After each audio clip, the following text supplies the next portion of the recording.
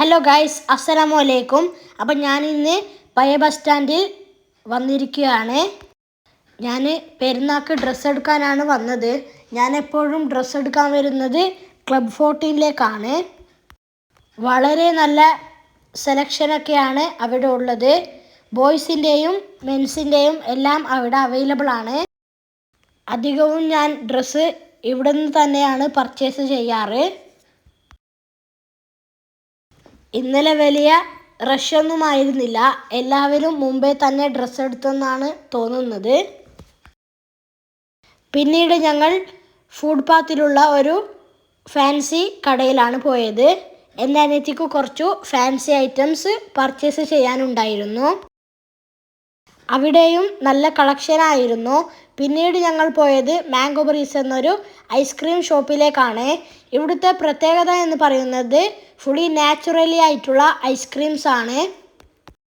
ഞങ്ങൾ 3 തരം ഐസ്ക്രീംസ് ആണ് ട്രൈ ചെയ്തത്. എല്ലാം നല്ല ടേസ്റ്റി ആയിരുന്നു. പിന്നെ എന്ന് പറയുന്നത് ഫോട്ടോയൊക്കെ എടുക്കാൻ പറ്റിയ നല്ലൊരു ആംബിയൻസ് ആയിരുന്നു അവിടെ ഉണ്ടായിരുന്നത്. ഞങ്ങൾ ഒരു മാംഗോയും ഒരു ഫലൂഡയും ഒരു ചോക്ലേറ്റ് ബ്രൗണി ഐസ്ക്രീമുമാണ് ട്രൈ ചെയ്തത്. നല്ല ടേസ്റ്റി ആയിരുന്നു. പിന്നെ ഞങ്ങൾ അവിടുന്ന് കുറച്ച് ഫോട്ടോസൊക്കെ എടുത്തു.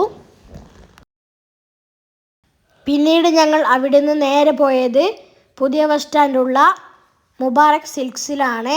അവിടെ കിഡ്സിൻ്റെ എല്ലാ ഡ്രസ്സുകളും അവൈലബിൾ ആണെന്ന് കേട്ടത് കൊണ്ടാണ് ഞങ്ങൾ അവിടേക്ക് പോയത്.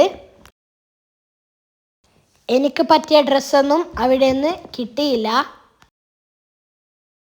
പിന്നീട് ഞങ്ങൾ അവിടെ നിന്ന് നേരെ തിരിച്ചു പോയി.